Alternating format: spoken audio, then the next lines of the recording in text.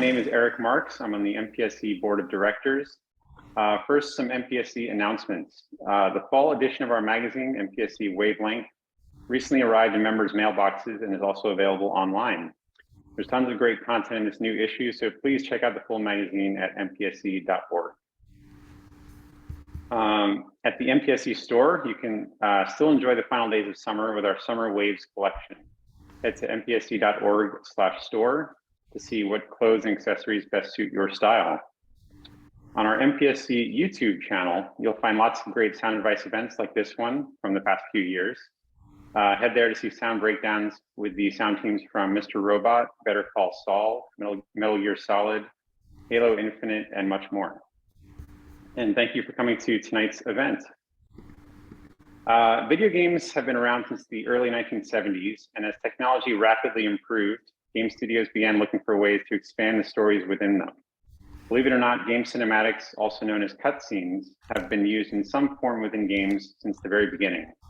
But their scope and significance has grown exponentially, much to the delight of players worldwide.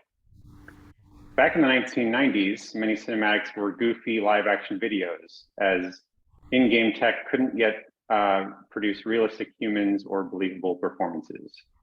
But game engines quickly leveled up, and in-engine cutscenes slowly became the norm. Game franchises such as Metal Gear Solid, Halo, Grand Theft Auto, God of War, Uncharted, and countless others each helped push cinematic storytelling, authentic performances, and deeper immersion in games. Today, game cinematics are more important than ever, and with that comes the expectation that they sound as good as big-budget studio films. But how do people in our industry approach sound editing to help game cinematics come to life? To help us break this all down, I'm honored to be joined by some of this industry's most experienced people working in game cinematics today. Our first guest has been working in sound for over 30 years, with 20 years focused specifically on sound for games. Over the course of his career, he has worked at Novalogic, Dane Tracks, Disney, and has now been at Warner Brothers for 14 years. Please join me in welcoming the game sound supervisor at Warner Brothers Game Audio, Bryan Watkins. Hey guys. Woohoo! Our next guest is another 30-year veteran of audio post-production. His concentrations have included music, sound design, sound supervision, and sound editorial services. His current company has provided sound for VR, AR, games, as well as live action projects. Please welcome co-owner of Source Sound Inc., Tim Gedemer. Woo, Tim. Hey everybody. Thanks for joining. And our final guest is an award-winning cinematic director. He has built and directed game teams for Midway Games, THQ, Sega, PlayStation, and EA. He has led the cinematic effort on properties such as God of War, Sonic the Hedgehog, and Star Wars. He's also one of the founding members of the Society for Game Cinematics. Please help me welcome Cinematic Director Dori Arazi. All right, Dori. So first question for all of you. For those who don't completely understand game sound and all the various subdivisions within it, what is a game cinematic? I'm going to let Dori answer that. I was wondering if I should jump in that grenade. It's interesting because one of the first discussions we had on the Cinematic Society side was exactly this: what is a game cinematic? And Eric, like you mentioned, traditionally it was, here's some linear media that creates a cutscene, that we create a little small story or a little movie and we kind of insert it into the gameplay, either for marketing content or for promoting the narrative content of the gameplay itself. And it was not interactive and it just plays and here it goes. But as time progressed, it became more and more interactive. So what is a game cinematic is actually severely under dispute right now, which I think is incredibly healthy and wonderful, because we're trying to push the extent and capability of the medium. What can we do while keeping our viewers engaged and keeping the content evocative? And yeah, audio is a huge part of that. Bryan and Tim, anything you want to add to that about what, in your experience, what a game cinematic is versus in-game content? Well, I mean, I think one of the things that, cinematics are trying to tell is the story, give, lend credence and motivation to the gameplay, right? So you sort of you get to see these characters in a filmatic or cinematic way, and that tries to enhance, the gameplay. And I think that's super important. And from an audio perspective, and I think this is what is super interesting, is that we're always given the in-game assets, that the players are hearing when they use a spell or a weapon, and we're trying to match those in-game, or use those in-game elements, but then embellish them a little bit so they're more cinematic and a little more exciting. And so I think one of the real challenges is always to make the player feel like they didn't leave the game, that the sound that's in the cinematic is the sound of the game, just in a cinematic version. Yeah. Yeah, and I think the purpose of the cinematics varies from game to game. Getting back to the question of what is a cinematic, I think that the answer to that is different for every game sometimes. I mean, yes, of course, we see games that are built, on the same engines, they're built on the same architectural backbone of the previous version that they did, or maybe another, a shooter is a kind of a shooter. But that there are times when the fusion of gameplay and cinematic, can be almost imperceptible to the player, because there are interactive aspects while the cinematic is going on, and sometimes it's a clean break where, we need to tell this amazing story. This story needs to be told. We need to get this part of the story out, and the only way we can do it quickly is to just break the gameplay and make sure that they get this storyline so that they can move on, right? And that's another kind of cinematic, the purpose of why cinematic is in a game in the first place, is that sometimes they need to tell the story to get you to the next whatever level or task, or exciting game element that they're trying to get you to try and bridge those gaps. So cinematics have become part of, in a lot of games, just part of the storyline, where so much of the story is being told in the cinematics, and the gameplay is just can be the reverse. There's so many cinematics in the game, it's almost like they're defining what the game is, and then you're just kind of going from one part of the story to the other. Yep. Different games have different reasons why their cinematics exist, and not all games even have them. I would say that Dori's right that way, that we're seeing people trying to use the technology creatively, and the cinematic it's evolving. It's constantly kind of changing, every year with some different things. So it's a little hard to put your finger on exactly what a cinematic is, but I suppose for most people it means a linear part of the game that is not interactive. Right. That's definitely the old school kind of traditional way to think about it. And to both your guys' point, it's a way to keep the emotional narrative engagement spinning. Just, why am I playing the game? Why am I doing this game mechanic? And my personal hope with game cinematics and with video games is that they become one at some point. And it's no longer a video game at that point, it's just interactive media. And that's why, the people in this room right now, we're super pivotal to that.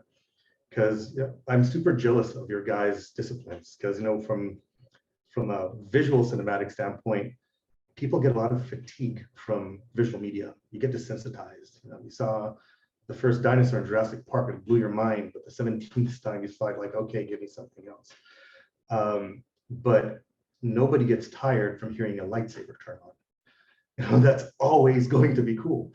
And you guys kind of have like the back door into the emotional experience. It's a very enviable position. That's a really interesting way to look at it, and I think that's true. All of us, working in audio, feel that, because we work with directors, producers, people who are not necessarily audio professionals. And Bryan, I'm sure it's happened 1,000 times for you. It's happened 1,000 times for me, where I've just been really taken aback at what little change I need to make in a piece of audio for someone to say it's no good this way and it's perfect that way, right? Sometimes it's just I pitched it by 2 semitones and it's perfect all of a sudden.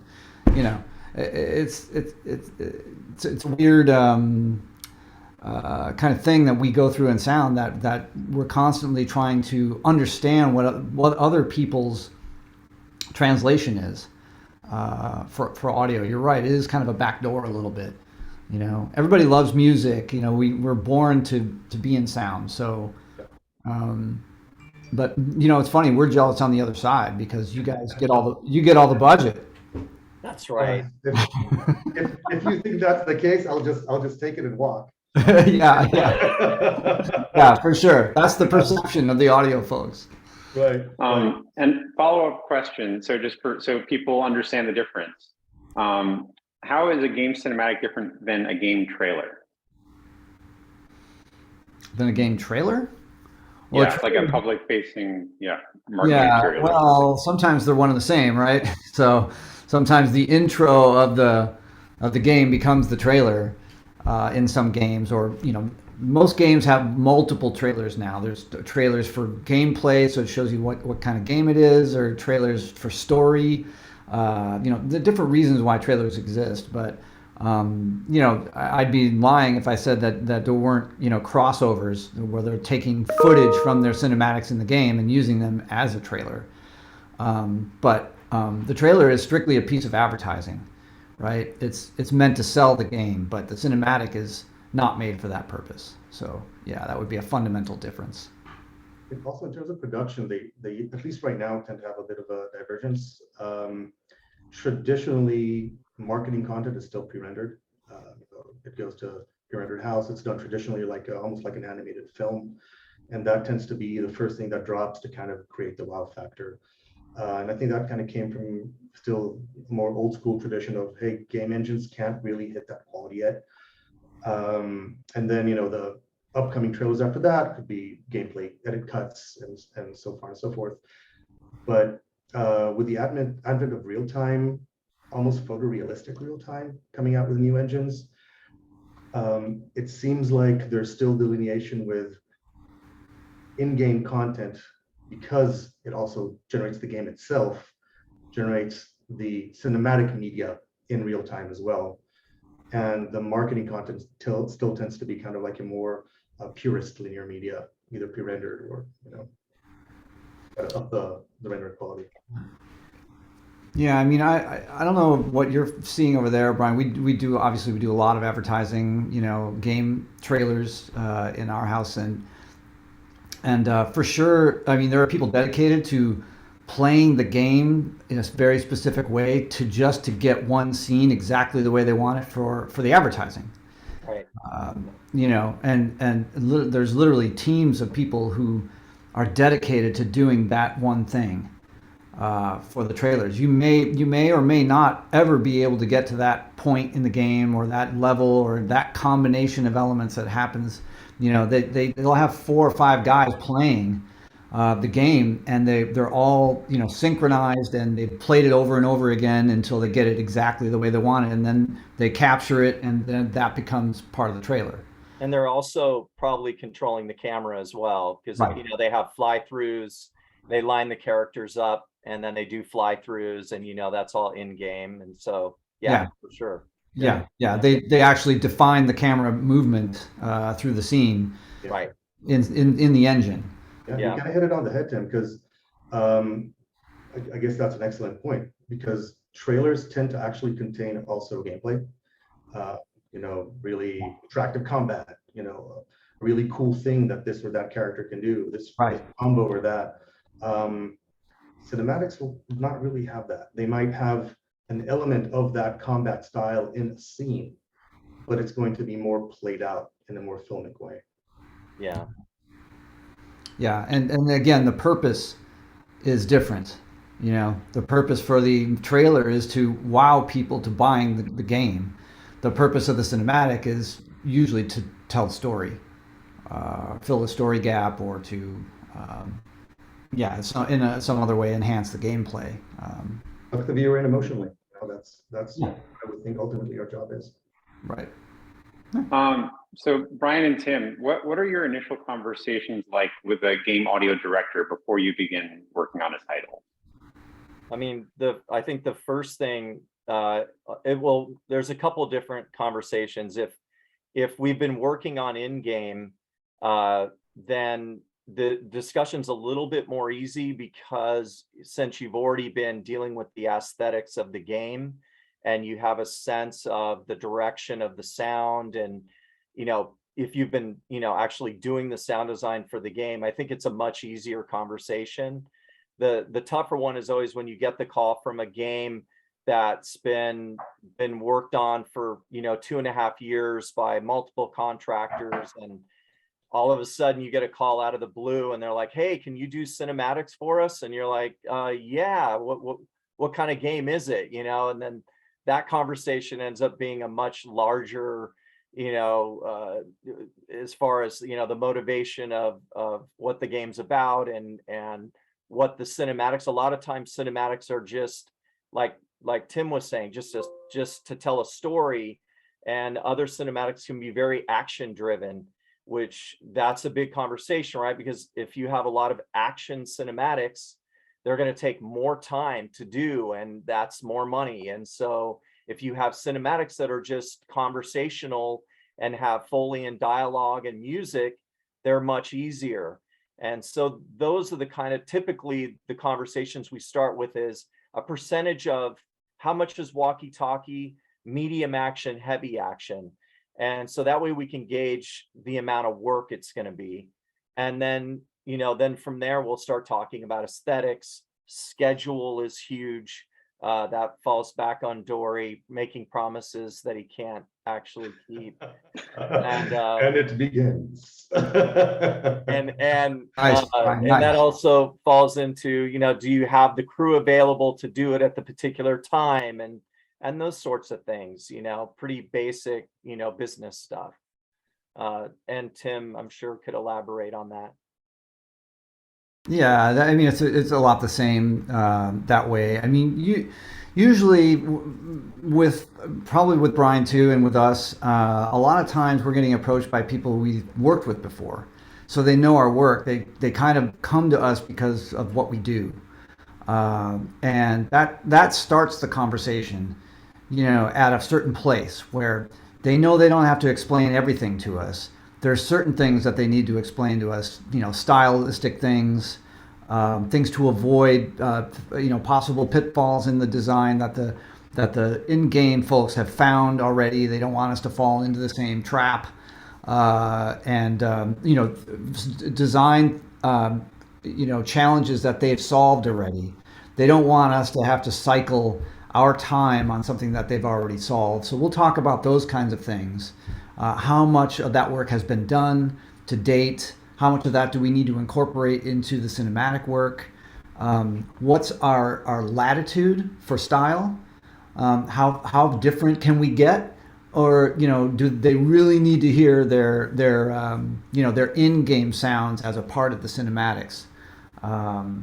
And usually we're trying to find a way to go smoothly from gameplay to cinematic, and then from cinematic back to gameplay.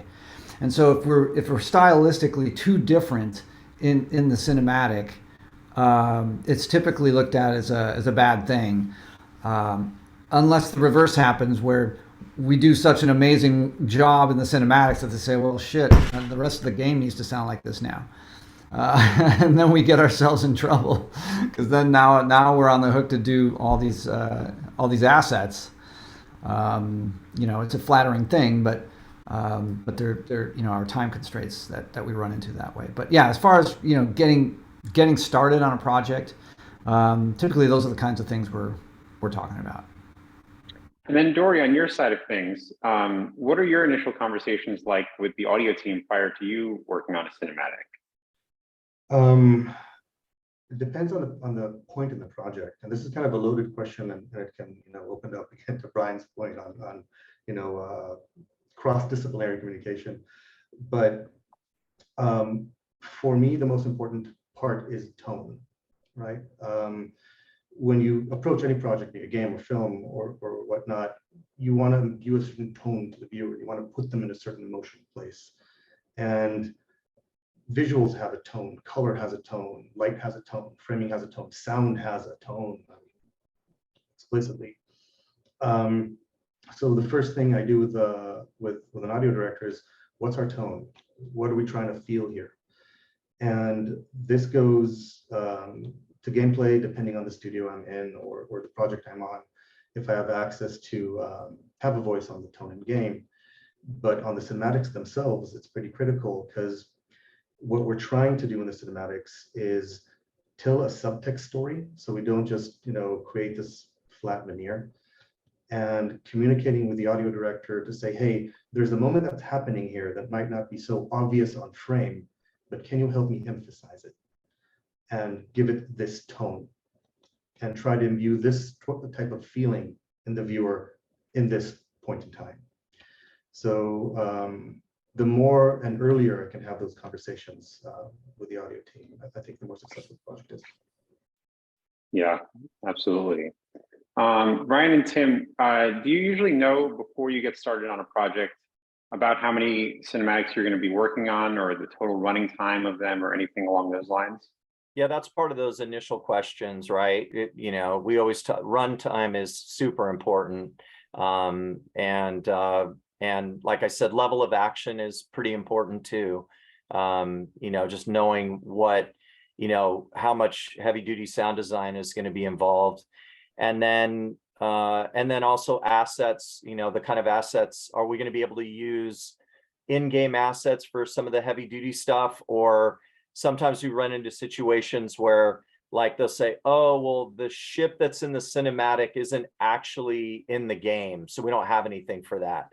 So, and this ship might come in and make a bunch of moves and then turn and then get shot down, and there's a whole sequence, of the ship coming in and crashing and the engines going out, and so you don't have any assets to even pull from. You just you got to build it from scratch, which is fine. It takes extra time. So Bryan, out of curiosity, and I'm kind of jumping in here real quick, how soon do you get eyes on the state of a scene? Well, a lot of times we'll get play blasts from you guys, and so it'll have no there'll be no any kind of Textures, yeah. So just gray scenes. Yeah. Yep. And those would already be partially animated, I assume, and so on and so forth. Sometimes not. Yeah, sometimes there's no animation at all. And I've even gotten them so early where the characters are floating across the ground. They're not walking. Yeah. I get this. Yeah. Okay. That will bring me to probably a topic that will come up. That is good and bad, but that's something that I think, again, us in the room need to figure out, right? Because obviously, the expectation is that, like I was saying before, that we get the script a year in advance and we work on it and, smoke cigars and drink whiskey as we work on this. But the reality is that in some projects that I've worked on, I received the script a week before we have to go into principal photography.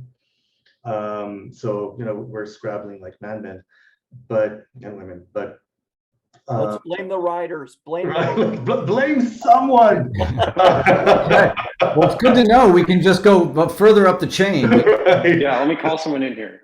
Yeah, That's the burning buck. But what I found really useful, and this is something that I hope we can do more in our industry, is create cross-process tracking softwares like ShotGrid or the like, that we all have visibility on where everybody is and when.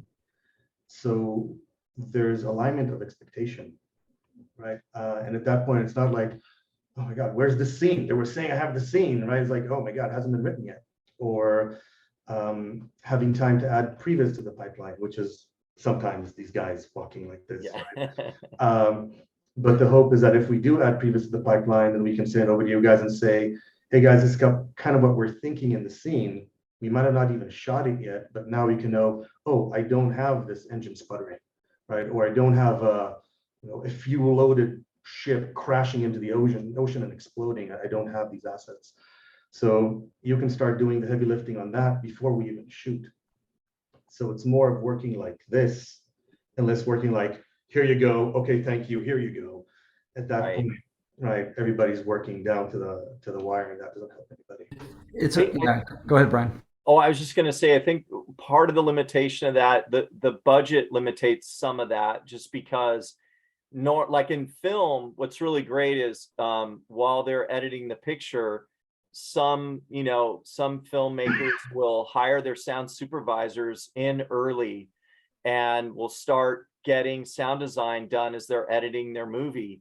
And one of my good friends, Jeremy Pearson, works like this quite a bit. And he ends up doing a lion's share of the sound design right down the hall from the picture editors, Yeah.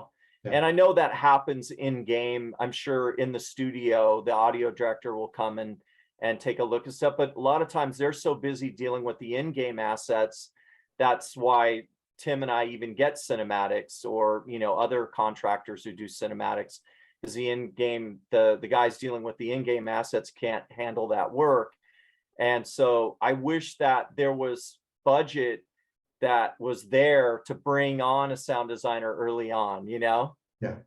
Yeah, this is a really interesting point, because I tend to, I don't know, every time the complexity of some of the games that we're working on is increasing. It seems like every year the complexity seems to increase. And that complexity, it comes with its entanglements for process. And, I can't help but think that there's so much time that it gets wasted in those early stages, because so much is still in flux that they don't even know if that ship is coming in, and going to crash. And maybe he's just going to come in and hover, right? So they do a version where he comes in and hovers, and we do a big, a ship come in and a hover and then an away. And then we realize 2 months down the road, oh shit, this thing's coming in at 3 times the speed and it crashes right into the ground. It's a waste of our time, and it's a waste of everybody's time. Yeah. Because now we've spent money on something that is never going to be in the game. And there's countless things like this. And so what you hit on something that I was hoping that we would get to. Maybe it's one of the questions that Eric's got, but is the tracking. The tracking of tasks has become a very time-consuming and cumbersome adventure, and it's absolutely critical that it be done. So, I'm not here to complain about that process, but just to say that because of the complexity of some of these games and the way that they're put together, and the last minute aspect of how fast we have to do things sometimes, shot grid I found is not very, I don't know. It's a way to keep track of things, but it's not intuitive, and no one likes to work with it. Everybody kind of hates it. And audio has, you should see our internal tracking sheet for audio on a cinematic project. It takes up, all of like 3 monitors, or, across left to right, to get all the different things that we need to check off while we're working on a cinematic project. It's mind numbing. But it has to be done. And, that's not including any of what happens on the visual side. We're just reacting to what's happening in the visuals as fast as we can. Right. Sorry, go ahead, Bryan. Did you have? No, I was just about to respond to somebody who put in the chat asking if we could elaborate on this. We're investigating different methods of tracking, and what we've been doing is giving clients access to our internal audio tracking, because they have a keen need to have visibility into our work, and they don't like going 2-3 weeks without hearing what's going on. They want to know day to day, I can go to this sheet and I can see what the progress is, right? So we find ourselves spending a lot of time and energy updating our tracking sheets.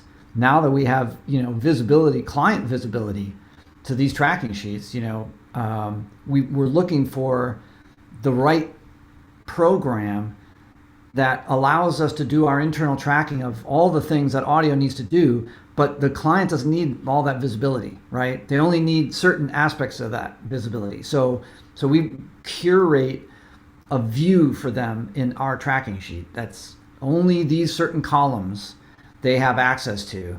And when they log in every day and they look at our sheet, they see those 5 columns. We've got 52 columns or whatever it is. They see the 5 that are important to them. Is the box checked off? Is it done?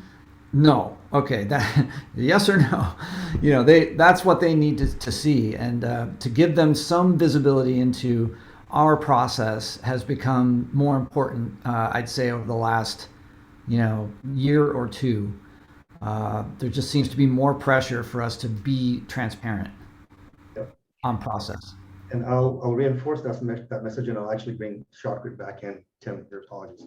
But I think that, let's call it sheet tracking communication, needs to go both ways. And not that only it needs to go both ways, but a conversation has to happen about workflow and importance of assets at when and why, and create a track that will actually merge. Because if not, and I know this about myself and about others I work with, we all work within our own little universe and within our own understanding of the workflow. And the default is that we have the expectation that the person on the other side of the wall has the same need and the same flow, but that's very rarely the case. So what I found very successful is talking to, you can say outsourcer or not, but honestly, these days with work from home, everything kind of has an outsourcing process, right? We're all working off grids. We're all working in this Zoom environment, right? It's kind of the same thing. It's just we're not in the same organization or not. But as we have these conversations, we find that, so you just need to know that when this happens, I need to tell you so you can do this thing. And then when you're done with that, I can do that thing, right? Oh, cool. I didn't know, right? Right. And this is where, and again, I understand ShotGrid, and I agree, is a bit of a beast. And I find that for many of these softwares, you most likely will need an in-house engineer, or at least a contract with an engineer to support it. Because we have the same thing with ShotGrid. We have over 70 aspects of our pipeline to take a scene from, hey, the script is complete, to check out this awesome cinematic. And if everybody opened ShotGrid and saw these multiple columns, they would go green and shut it off, and they'll never open it again. Yeah, I did this myself. Yeah, and I don't blame you. I don't want to look at that.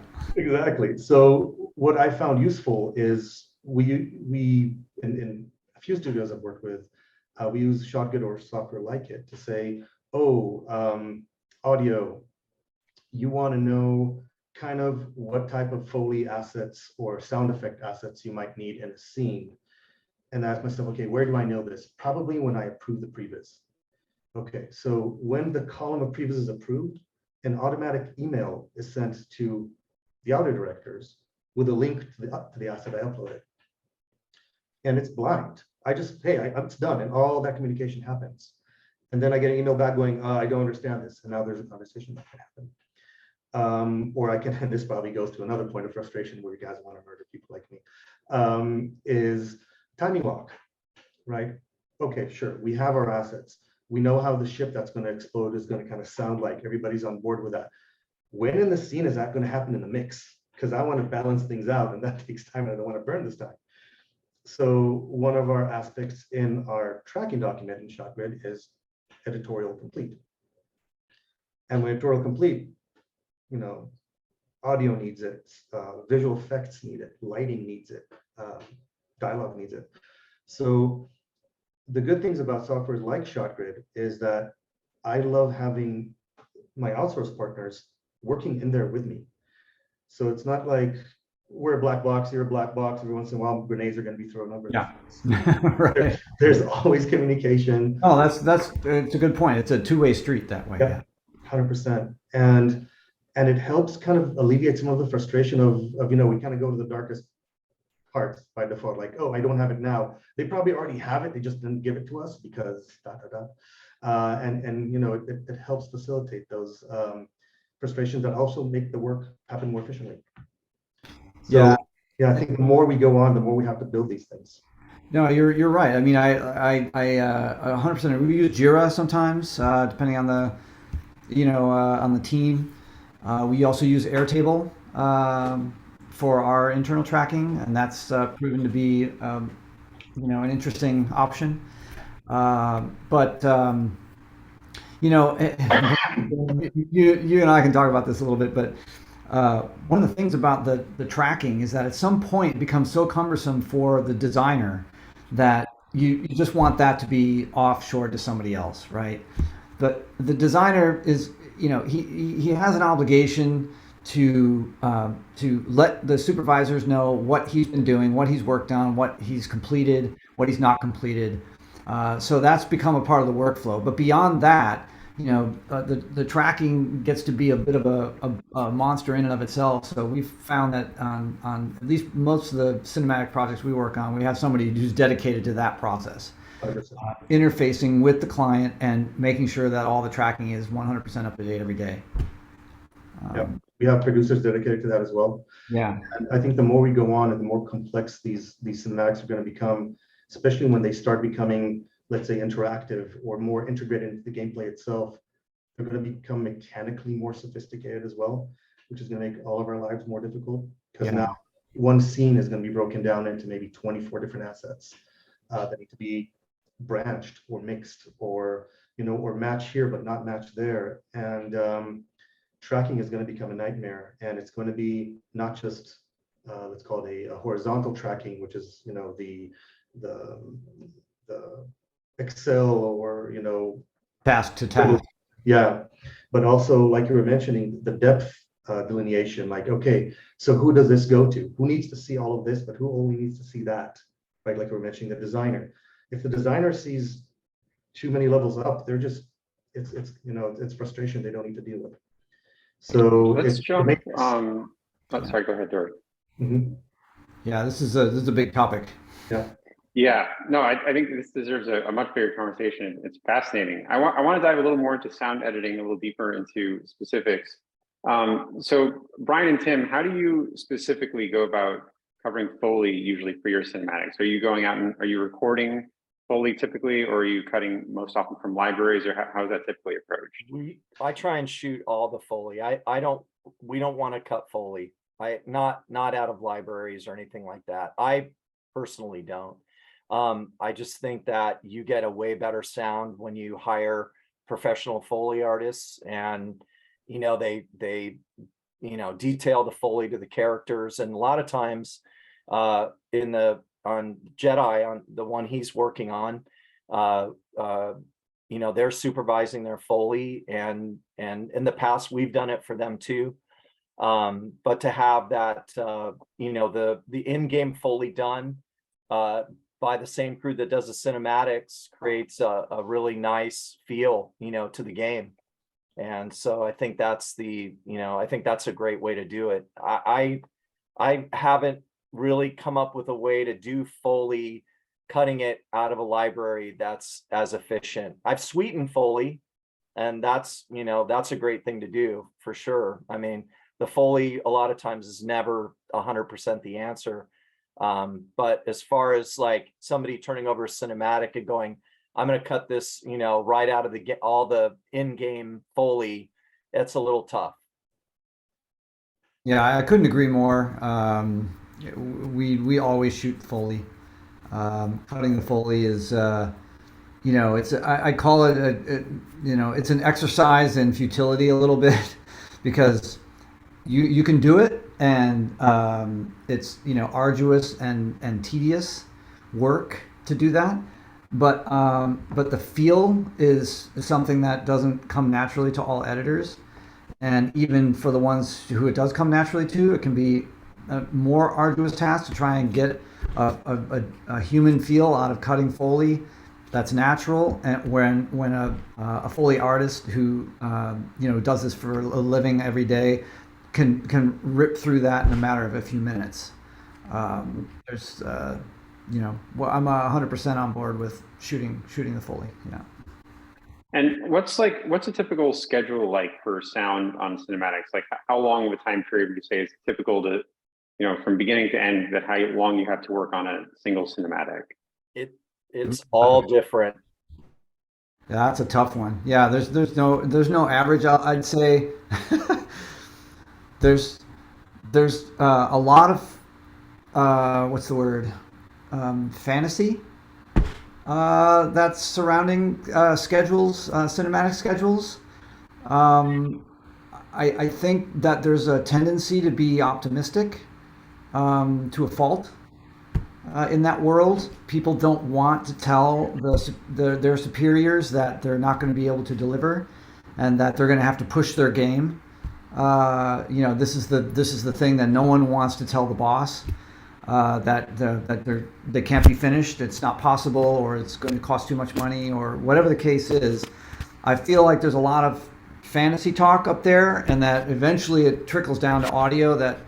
Yeah, we're not going to be ready with these cinematics for at least another couple months. And we won't know that until the day we're supposed to receive a delivery of our first cinematics. We'll get a call and like, hey guys, we're just not going to make it today. And we're like, well, how long is it going to be? Well, it's looking about 60 days. Like, what?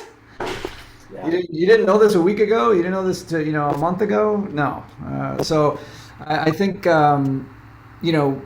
just to give you an example, we're working on a cinematic project right now. We just got the first cinematics a week ago, and the whole job needs to be done by the 1st of October. We received our first cinematics on another job a year ago, April, and we're still working on it. So that's a year and 3-4 months already, and still not done. Wow.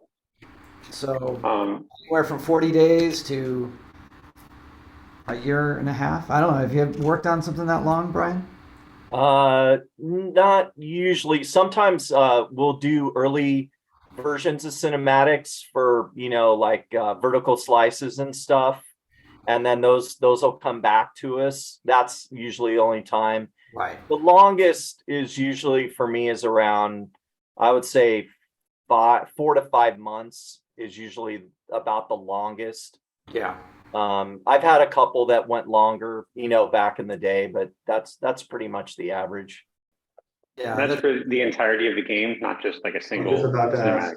Oh no, I'm just talking. No. I'm talking about all the cinematics for a game, typically. Yeah. Yeah.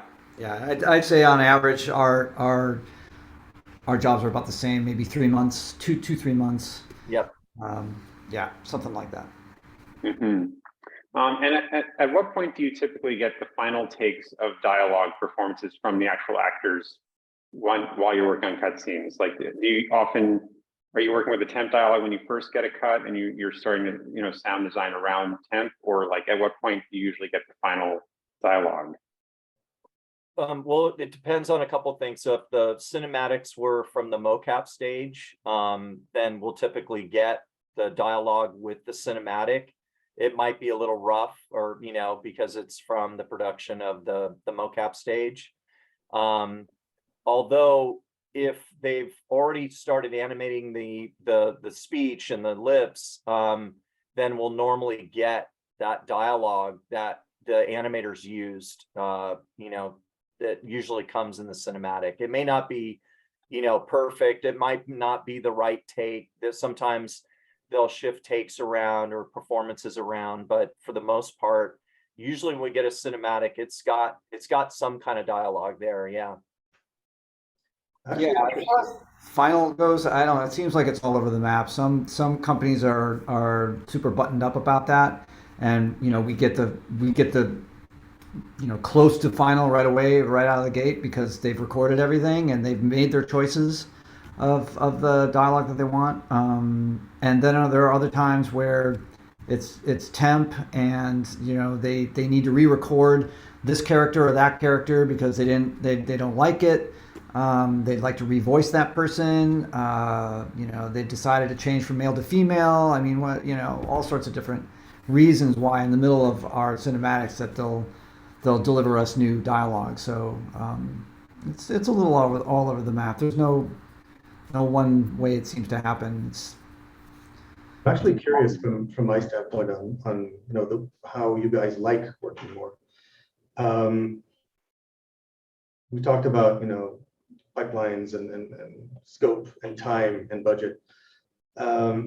Would you rather get a scene that has been animated and dubbed properly from an animation standpoint with lip sync, with the audio kind of more cleaned up and buttoned, or hey, we did a nice editorial pass that I think we got our timing locked, but this is raw lavaliers coming from set. If the difference between the two could be 3 months. I'd rather have it earlier with the rough dialogue, always. Yeah, Yeah. absolutely. Because we're working under those assumptions as well, and we're hoping that we're doing that under the right grace. Yeah. Yeah, I would agree 100%. If it's that much time, for sure, we'd want to be working on the cinematics, and there's all sorts of sound design to do, right? That wouldn't be affected by the dialogue, per se. So we wouldn't want the dialogue to hold up the show on the rest of the stuff. Yeah. Right. We can always. Yeah, and we alluded to this a little bit earlier. Some of you guys talked about blending kind of into and out of cinematics from gameplay. And Dori, I think you're the perfect person to have here to talk about this with your role on God of War and how there were no cuts in that game. But Bryan and Tim, have you found any tricks over the years of like how best to blend into and out of a cinematic in terms of mix in your sounds? I would say for me, it's getting the capture of the game before the actual audio track, what it sounds like coming out of the game and then going back into the game, what's on the B side, and then having those assets from them. If it's an interior ambience, if it's it's some kind of an object or something, just so it matches what's in the game. That's always going to be the cleanest way to do it. Yeah, stylistically, that's true. But we do have challenges on another level, which is the levels. Yeah. Right? Yeah. Going from gameplay to cinematic back to gameplay. The implementation engineer really comes into play here. I mean, their skill set to make these things smooth inside the game. At some point we have to ship it off, and we don't have any more control over the final aspects of those details, right? We have the cinematic from this frame to that frame. What happens right before that frame and what happens after that frame in the game, the implementation engineer can choose to have the audio carry over. If we know what that piece of music is going to be, that is always going to hit the same in gameplay, which of course it couldn't. But let's just say for the sake of argument, it could. He may be able to allow some, a fade out of the gameplay audio over the beginning of the cinematic. So now we don't necessarily have a hard cut of audio at the place where the cinematic starts, at the 0 frame start of the cinematic. So now we have a little bit of a fade out over the top of that, which can smooth that transition quite a bit. But sometimes, the audio implementation engineer doesn't have that option. Sometimes they have to have a hard cut out because that's the moment where the level that we just came from gets purged and the next level has to start loading. And if it's that moment, then it's that moment. And there's, your kind of hands are tied. And so that hard cut can be a challenge to navigate. It can be a I would say that's kind of like that onus is on us. If we want to design a game that has seamless entrance and exits from non-interactive storytelling, then we have to design the loading and unloading of our assets in a way that will support that. Have our levels play continuous, communicate the score, figure out how to crossfade the score into the gameplay and still maintain total correctness on both A/B sides, right? But there's still games that just play cinematics as, hey, okay, you played some game, now let me show a bit of a movie. And those games tend to have just a pre-baked piece of linear media, and at that point, the hard cut is the method to go. So it really depends kind of like, what the game team is trying to achieve. Yeah. And it would be unfair from the game team to ask from you to do a thing that the game team is not supporting from an implementation side. I would also say that sound follows picture. So if you guys have done a really good job doing that fade visually, most of the time that's going to trick most people's ears into believing that the fade was really clean. Right. Yeah, Right. I used to do something like God of War that doesn't fade and it just keeps going and going and going, and that was wonderful to do. I'm sure for you guys too. So. Yeah. All right, but so one of the things that a game developer will do is simply fade to black before the cinematic starts. Right. All the audio fades down. All the audio gets purged from the previous level. The cinematic starts cleanly. If we know that's going to happen every time, then it's a no-brainer for us. We know that that we have a clean start every time. But it's those instances where you want to give the illusion that you're just continuing the gameplay, and they don't even know they're in a cinematic for 10 seconds. Right. Right. It's those moments where the curating of that stitch point, if you will, inside the game, it's out at some point. It's out of our hands. I mean, we've done it a bunch of different ways. I don't know about you, Bryan, but back in the early days, there were all sorts of trickery that we were trying to do to make those transitions smooth. Yeah.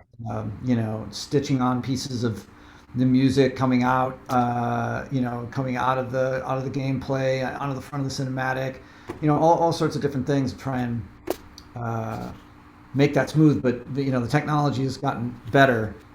The tools inside the game engine have become better at navigating these things. So,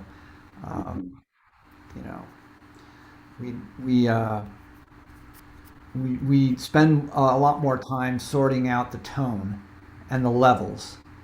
As Bryan was saying, stylistically, we don't want to all of a sudden be on Mars. So we have to really understand, and that's the other thing that this game that I've been on for a year, we asked them for a capture at the beginning, just prior to each cinematic, and a capture just after each cinematic. Something simple. It seems like it's simple for us to ask this, but they went to the team, and the team said, we cannot actually do this. We can't give this to you. Right. I still get the ask, and I still get the frustration. Depending on the engine you're using, Right. Recording gameplay could be remarkably challenging. Yeah. Some of these studios have proprietary engines that they built from scratch to do kind of like the thing that makes their game the thing, and sometimes they didn't prioritize the ability to just hit record and just get a clip. And yeah, it's incredibly frustrating. Or give us some way markers, right? So some wayfinding, in the game, so we can get in there ourselves. We can start from a certain point in the gameplay and then go, instead of having to play the whole level just to get to that cinematic.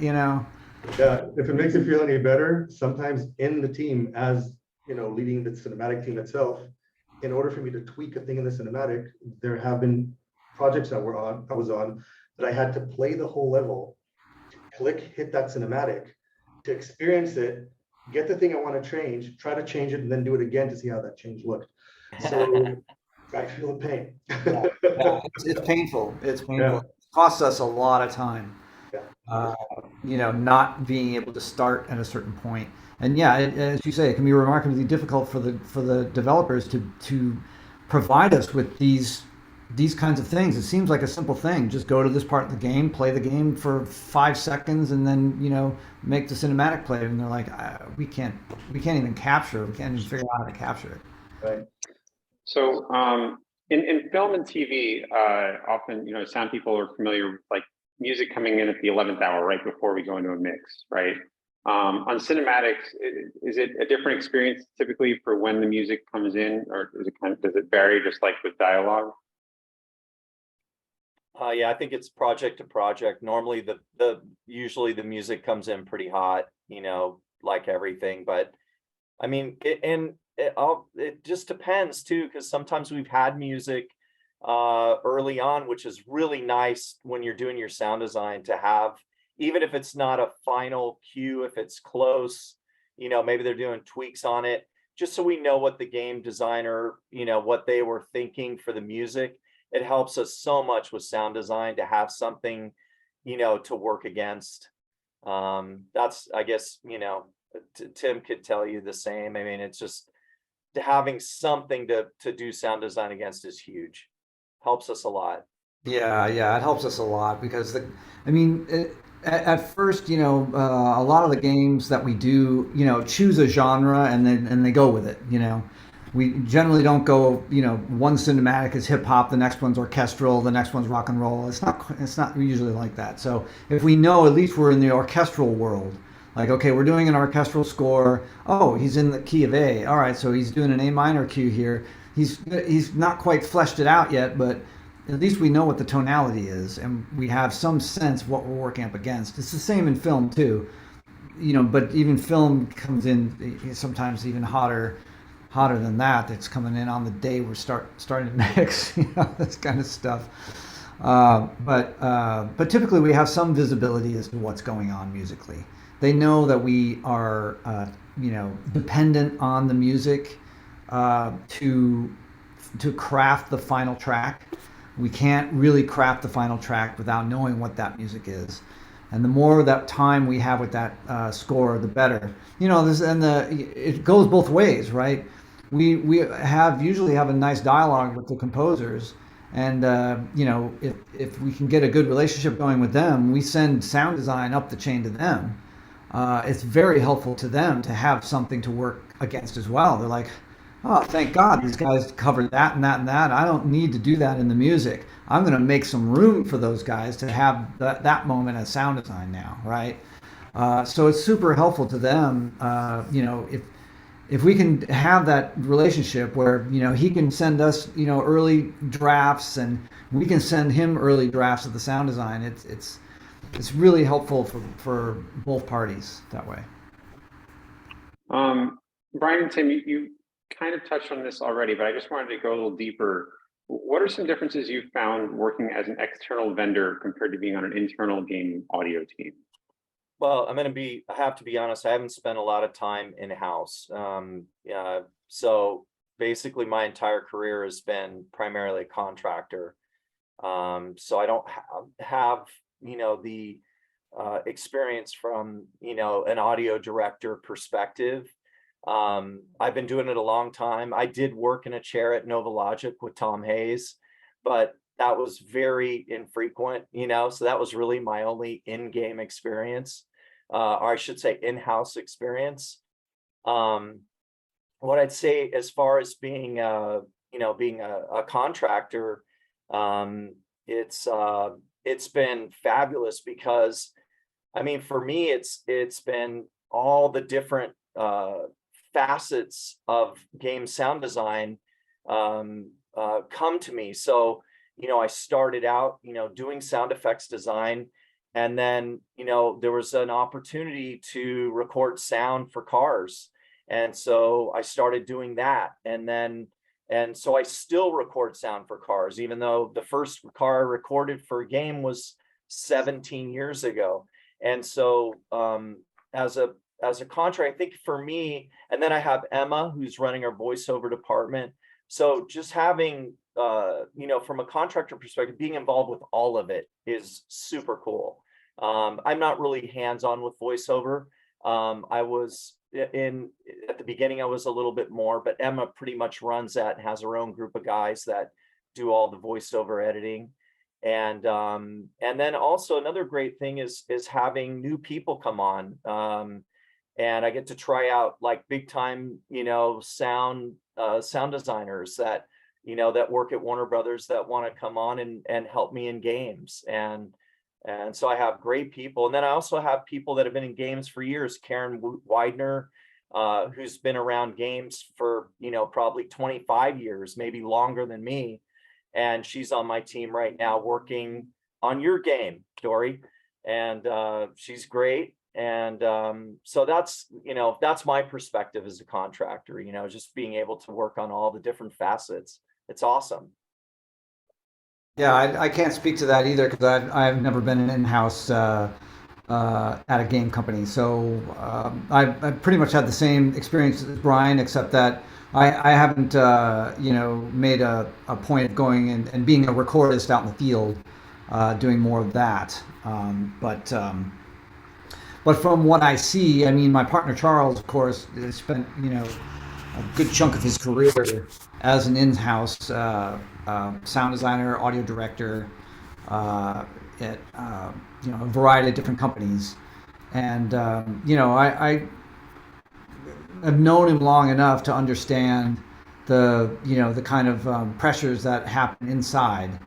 As an in-house person, clearly, there's a sense of responsibility, I think, is from an audio director standpoint, that they're kind of the ones in control of the entire process.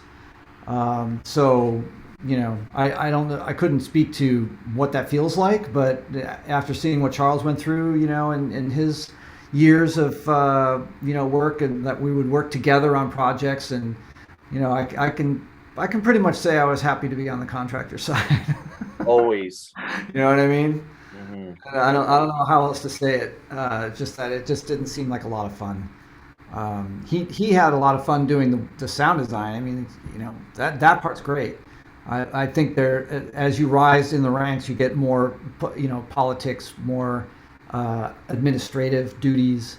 And if you're a super creative person, you want to, stay in the creative part of things.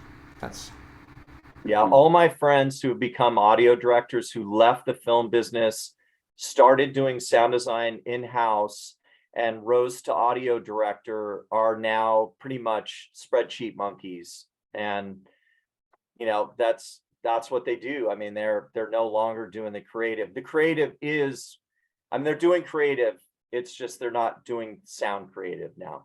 Right. Exactly.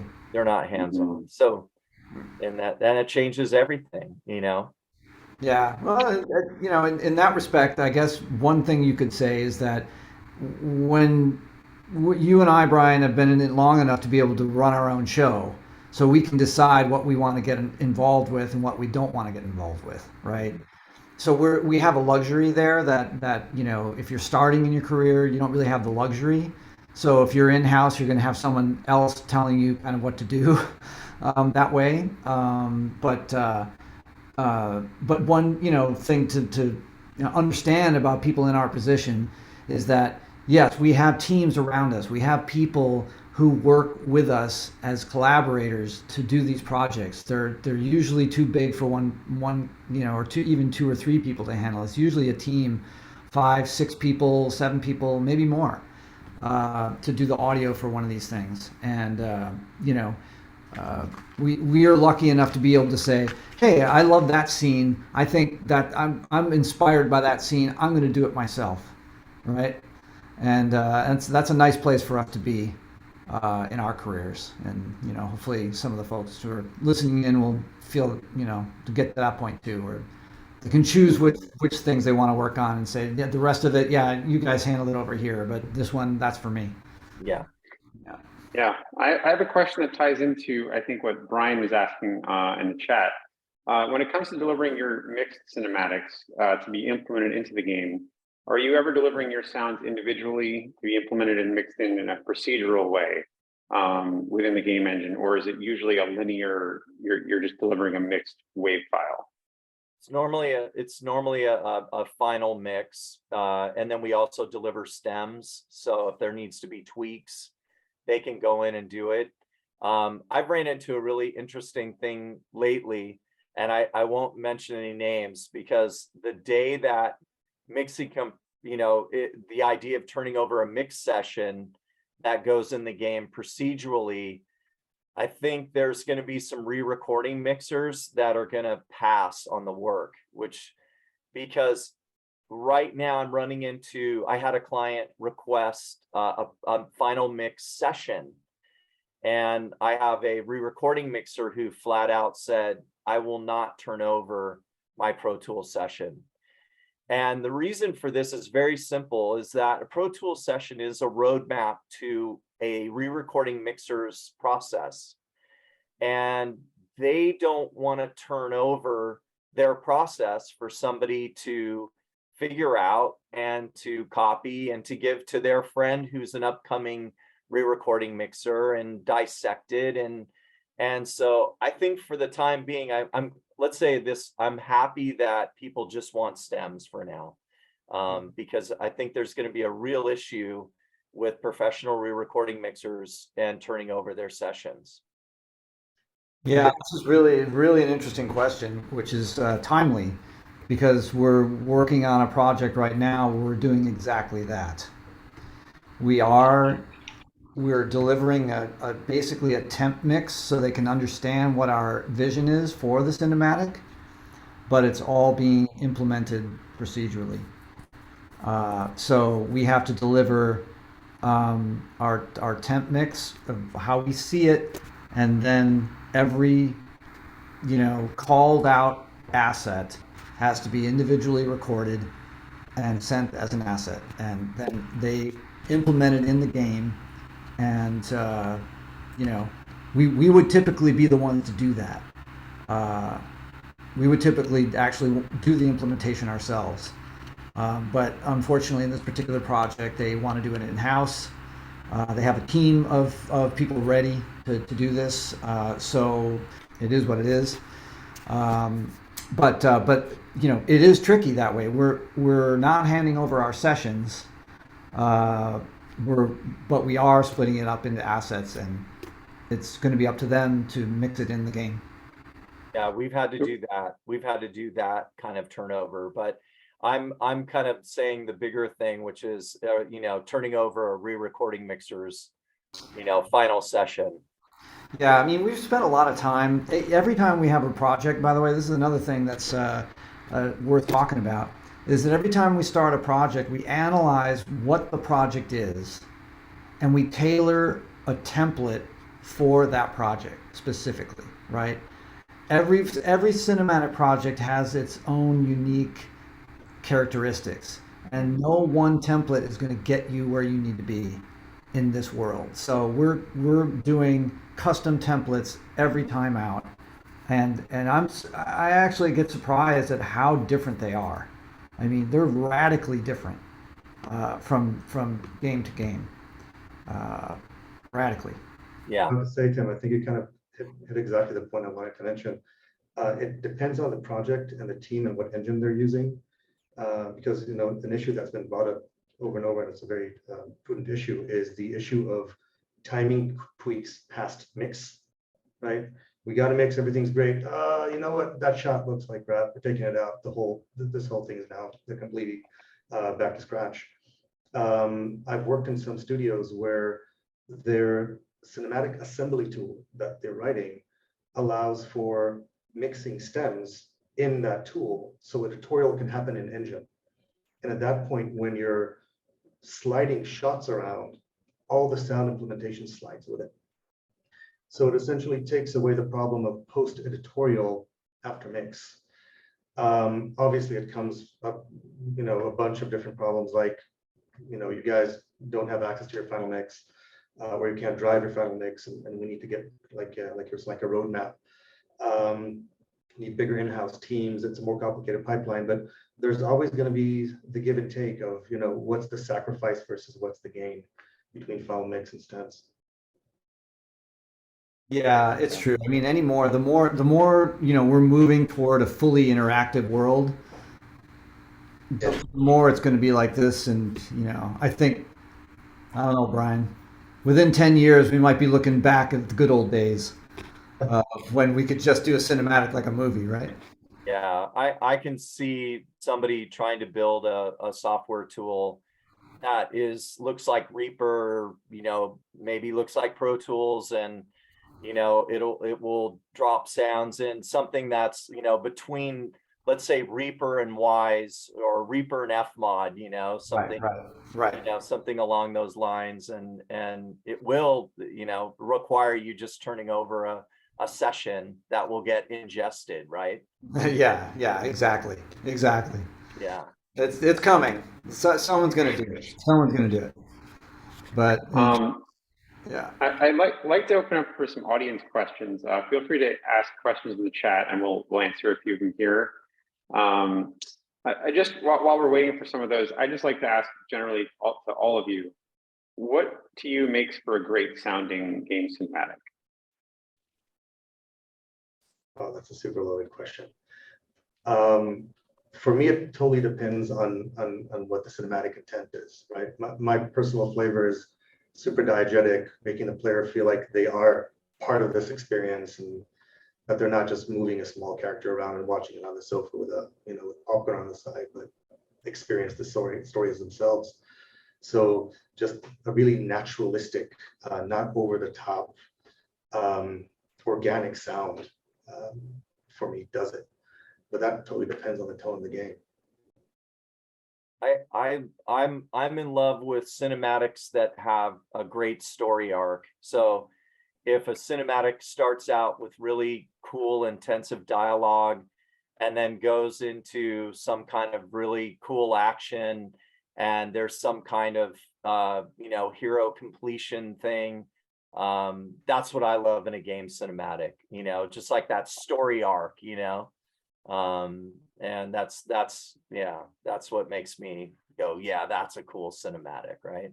So no 10-minute walk and talks. Yeah, no. Unless I need that information to get to the next level. Right. Well, I'd say, there's a lot of elements that come together for me for what makes a good cinematic for me.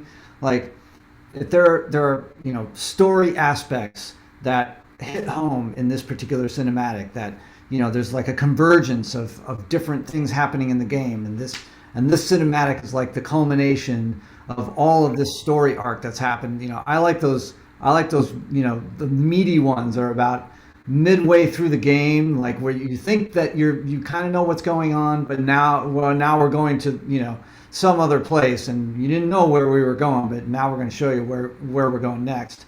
I like those pivotal cinematics that are unexpected and tell us, yeah, we're not done with you. You got a long way to go, buddy. I like those. I like, yeah, okay, all right, I got another mountain to climb. Let's do it. I like those. Very nice. We have a question from Bryan. Do you ever struggle with when to use in-game assets and when to shoot Foley? I think, Bryan, you might have alluded to this earlier, but there can be some blurred lines, from their perspective. Yeah, I mean, I think that's a pretty much a client kind of based request. I mean, it's not really whether or not we have trouble. It's if it's a cinematic, we're going to shoot the Foley. And if it's an in-game asset, typically, if the client's requesting, hey, this character Foley, needs to be done for this guy, we're going to do it. So, I mean, that's more of a client-based thing. So there's not really a gray area. Like, I know, if I'm going to shoot Foley for something, it's a clear line. Yeah, and sometimes it works in the reverse too. That they won't necessarily have the access to the same resources.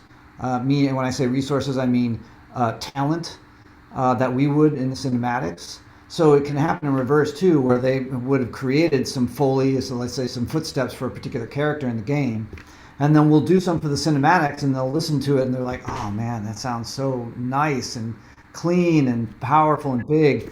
We need to use those in the game." So then they'll take our assets and they'll remake the 15 or 20 footsteps for in game based on the stuff that we did in the cinematics. So typically, I don't know about you, Brian, but unless it's like a really like a robotic character that has a specific type of footstep or movement kind of thing, we're usually taking that material and enhancing them with our own work. Yeah, I mean, if it's for, I mean, well, I'm not sure what you're getting at. You mean for in-game? No, I mean for the cinematics. Oh, well, like I said, we will shoot all the cinematics will get Foley treatment. So yeah. And then sometimes we, sweeten that, but yeah, that's what I was getting at. It was basically from what I understood from the question, was there any blurred lines? Yeah, or there was any ambiguous decisions to be made? It really wasn't. Not really. Yeah, I agree with that. Yeah. We have a question from Alex. Do you think having a background in movie or television sound design lends itself better to a career in cinematics for games or for in-game sound design?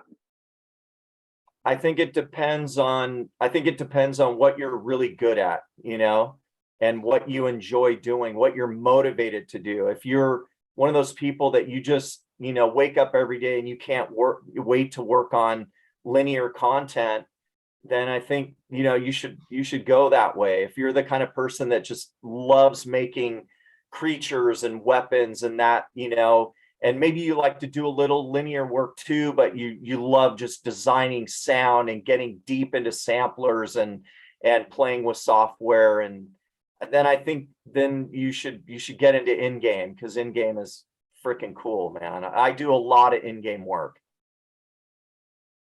Yeah, and I would say that's a really good answer, because there are those two different directions, and I've seen folks do both, right?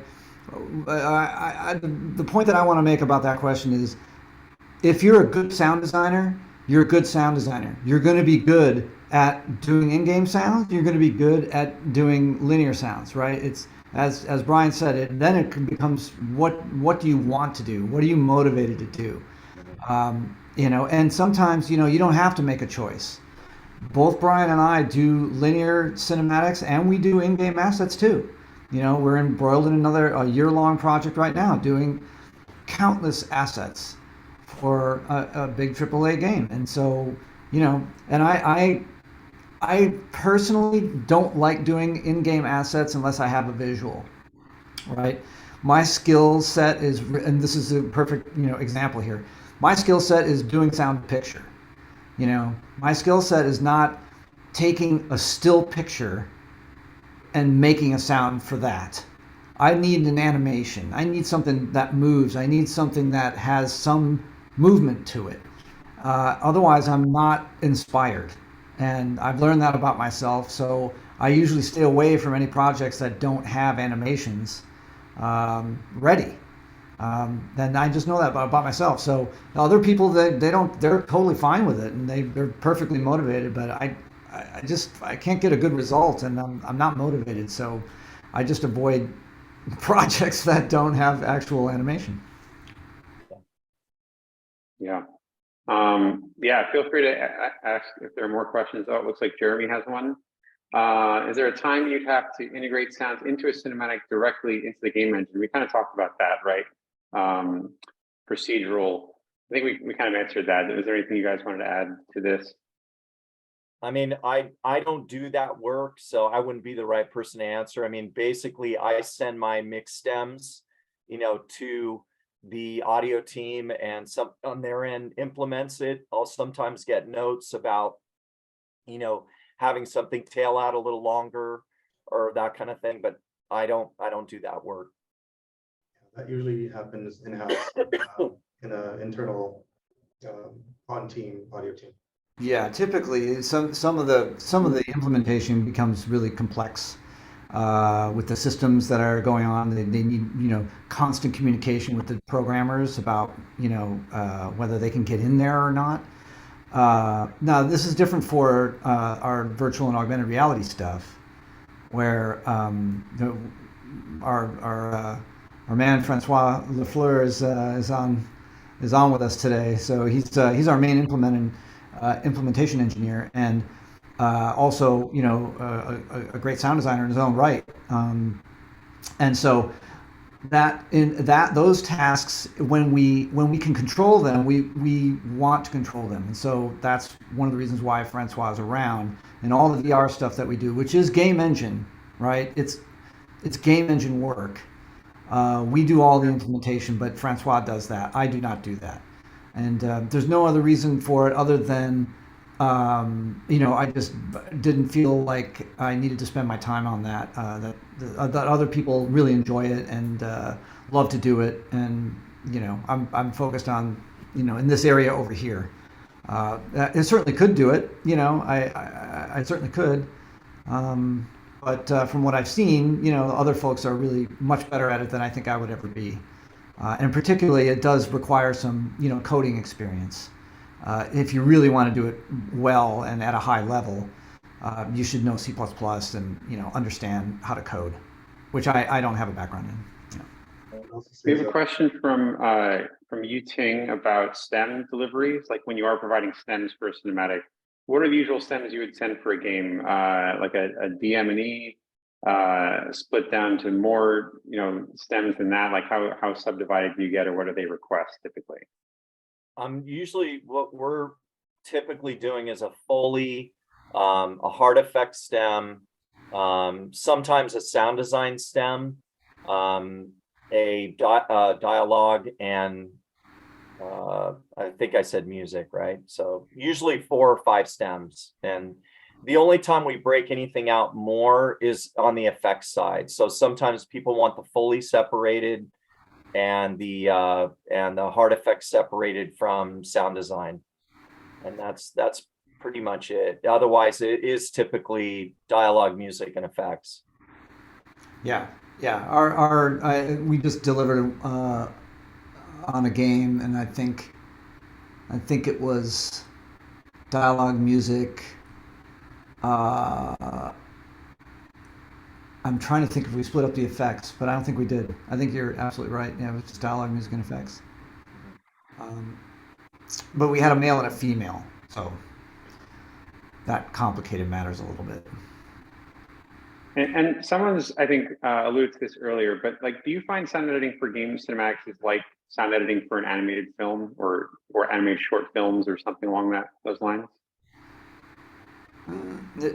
I'm sorry. Does it seem like similar in process? You mean, or? Yeah, I guess in your process of how you'd cover it, how you'd approach the editorial subdivisions and maybe schedule things like that. Well, I suppose, some of the cinematics are very realistic, right? So they might be animated, but they're meant to be photoreal in nature. So it would be a little bit different how we would approach an actual animated piece of work and something that's meant to be, realistic based, like a Call of Duty or something. It's a lot of the same stuff. It's Foley, it's sound design, it's dialogue, it's music. So there isn't necessarily a lot that has to be different between the two, but I would say that it's funny because I think about the film work that we do, and there's always some production base that we're messing with, and the production dialogue and the PFX, and there's always this production aspect of it, but in games, we don't have that, right? It's just a blank. It's just completely blank. So we do have, just like animation, we have to construct everything from scratch. There's no leaning on anything that anybody else has done before us. It's 100% from scratch. So it's the same that way, I suppose. Mm-hmm. You got any? We had a question from James about ambisonic files. Do you ever incorporate ambisonic recordings into your cinematic sound design, for instance, backgrounds, something like that? I do. Yeah, for sure. Yeah. We're not doing a lot of that in the traditional game work. We're doing mostly all that work in our VR work, spatial audio stuff. But we haven't been using a lot of ambisonic recordings anyway in our traditional work, because we're delivering in 5.1, not delivering spatially. So, but how are you incorporating those, Bryan? Well, so I go out, I record a lot of ambisonic stuff. So I'm always out with, with the Rode ambisonic. So I have a lot of material, whether it's, guns, that we recorded in some space, to get tails. I like the sound of it. I love the sound of ambisonic mics, inside vehicles. I think it's super cool. So when you're doing a scene where you're on the interior of a car, it's a great sound, to have that, especially if you placed it right. Ambisonics are great on any vehicle. It's just a cool sound to have. It's great material to have. Yeah, that's cool. So are you doing higher order recording? No. We're talking about cinematics. So I'm just using the Rode, which is Okay. yeah. I'm not going. No, I don't have a dodecahedron. That's good, Bryan. Very good. Got the word right. But yeah, no, I was curious about that, because in the end it ends up in 5.1, but you still feel like there's value to the ambisonic recording beyond what just having a 5.1 recording of the same at the same mic position in this case. Yeah. You prefer the ambisonic recording. Is it the control that you have after the fact that you can control the image? Yeah, I mean, you can play around with it a little bit. I mean, it's just I just think it really puts you in the place, and I love that aspect of it. And it's definitely something that like so if you're using it for guns, right? Typically we'll have it behind the shooter, but you'll get the first reflection. The first signal is going to hit the front of the mic, right? And then typically it'll bounce off a building and hit the back of the mic. Well, that makes a beautiful, tail on a gun, and it sounds awesome, right? Nice. So nice. yeah, I'm all about it. Cool. We have a question from Michael Shapiro, and I think it would be great to get Dori's perspective on this one too. How would you describe the differences between storytelling in cinematics and storytelling player informing in-game sound? It's a little hard for me to describe that from a sound standpoint, because I don't design the sound much, but I would hope not very different. But again, that depends on the type of game you're making. If you're making a game, I don't want to mention specifics, but a game that the game mechanic play of it has a very certain tonality to it. Certain action games have that. It's just they put you in a very repetitive kind of clank, clank, clank, clank, clank mode. And then you shift into a storytelling mode where maybe the score is heavier, and you don't want the sound effects to overwhelm mood too much. You might have to counterbalance that. That would create two very different needs for designing these sounds. I personally enjoy games more where the experience is more uniform. So, like Tim was mentioning also, sometimes the cinematic sound will drive the game sound. Sometimes the game sound will drive the cinematic sound.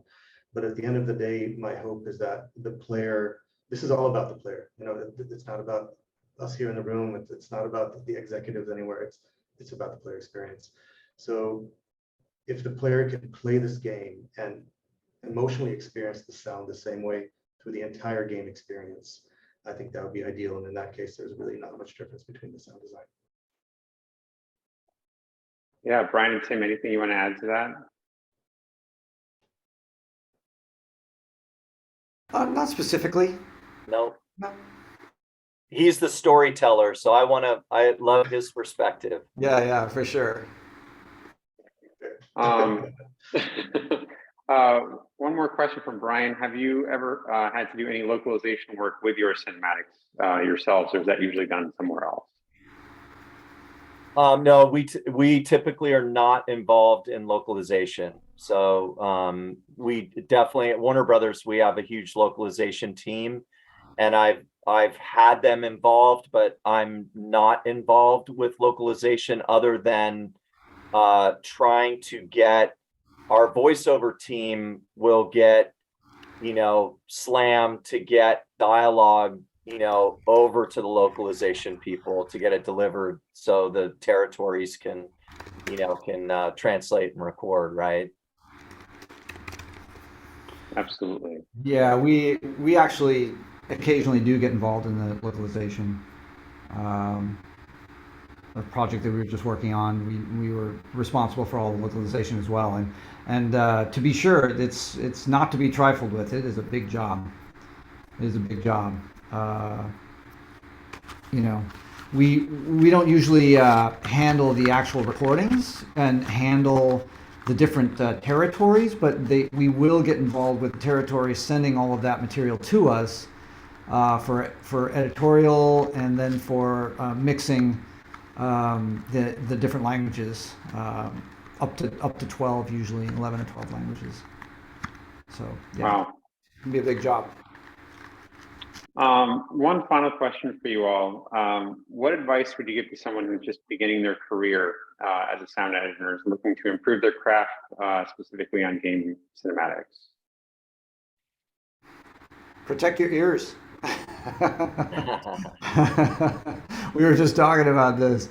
One of the big messages, to the young folks is, you're talking to people who have been doing this for 30 years. And, to some degree, we noticed maybe a little late in our careers, how important it was for us to protect our hearing. We spent a few too many years in the rock and roll 70s, listening to our favorite bands at way too high volume levels and going to concerts with no ear protection and whatnot. And it's all fun and games when you're that age, but when you get older and you need to try and have a career until you're 60 or 65 years old, preserving your hearing is critical to be able to have a long career like that. If you can't demonstrate that you can hear, I'm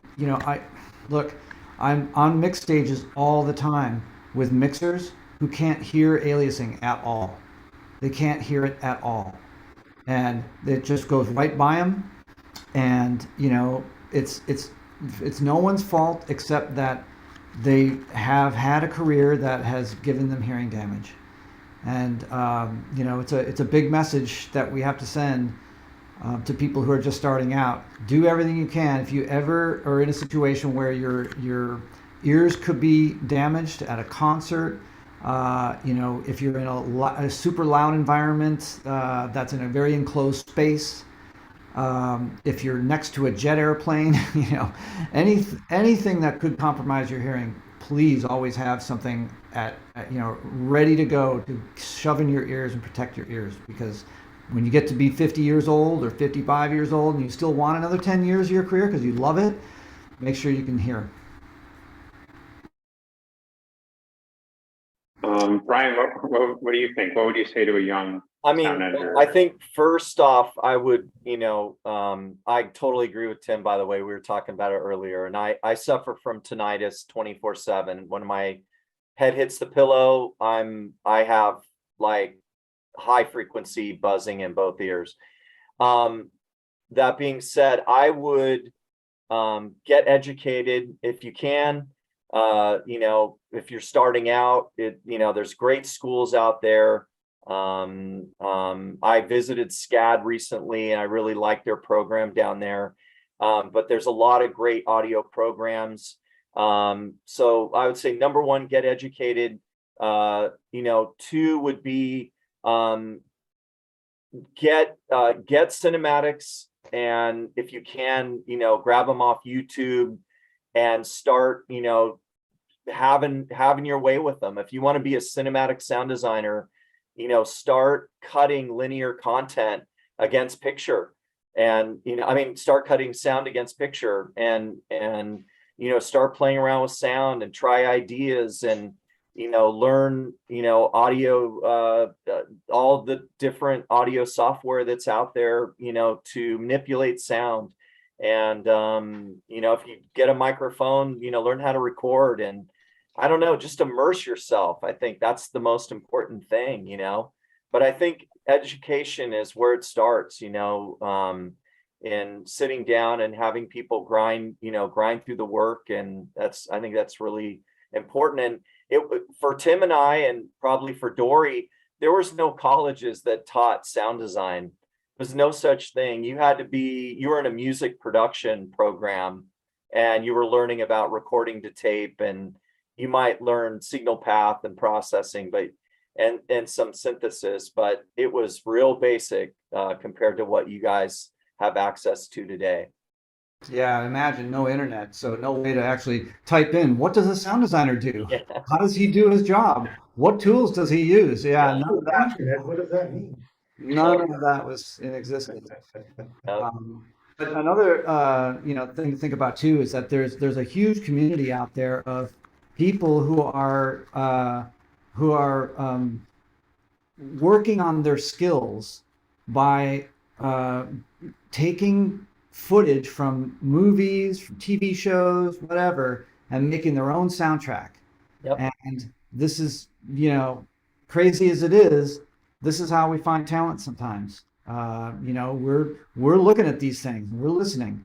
If we see anybody who's, he could be in Timbuktu, it doesn't matter these days. If you got internet, and you can demonstrate skills, people like us would be interested in you. So that is a way to at least start honing your skills. Is just take a piece of footage from your favorite movie and strip all the audio out of it and make your own track, and and learn about how the other folks did it and they made it sound great, and try and emulate them, right? I mean, some of the best designers that I know picked out a designer. Usually it was Gary Rydstrom, or it was Ben Burt, or any number of just a few top guys. They finger those guys and say, I love that work, I want to emulate it. I don't know how the hell they're doing that work, but I'm going to figure it out. And they figure it out, right? Or sometimes they don't, and they realize it's not for them or whatever. But that's another way, as a young person in today's world, you can actually make a difference. Show your parents, show your friends, show your family. What do they think? Get their opinions. Always keep your work out there for scrutiny, because in this business you will be scrutinized to death, absolutely to death. You cannot have an ego about your work. You have to be humble and ready to take direction from all sorts of places, and that can be hard. You get what's the word, attached to your work creatively. We can't help it. It's our creative output, right? You can't help it. But somebody is going to be above you, scrutinizing and saying, yes, no, this is good enough. No, this is not good enough. You still need to go further. So just be ready for that. And people who have a great attitude can go a long, long way that way. It's really Or great what insight. about somebody who'd want to be a cinematic director? What would they have to do to be a cinematic director? I would almost mirror exactly everything you guys said. Social media kind of is a double-edged sword. It gives you a great ability to just show what you can do, but it also gets an incredible amount of noise to try to bubble to the top from.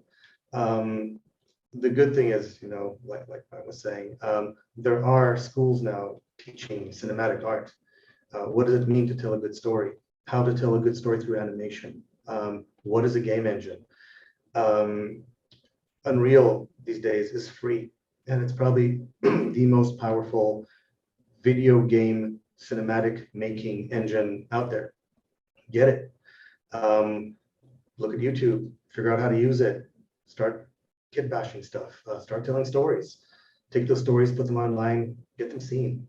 Best way to go. Great insight. Right on. Tim, Bryan, Dori, I just want to thank you so much for your time tonight. I learned a lot, and I hope everyone else here did too, but really, really appreciate your time and insight. Pleasure. Absolutely. Thanks to everybody who showed up and actually didn't, leave. Thank And you. thanks for hosting. Yeah, it was Yeah, really fun. thank you. Really fun. Thank you for all the questions, everybody. That was great. Yes, thank you. Absolutely. Thank you, Eric.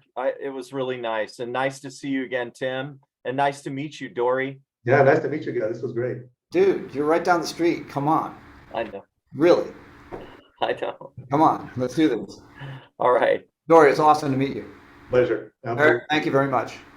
Thank you. Thank you so much, everyone, for coming. This has been an MPSC Sound Advice event. We hope to see you next time. Bye, guys. Bye-bye. Yes, cheers. Cheers.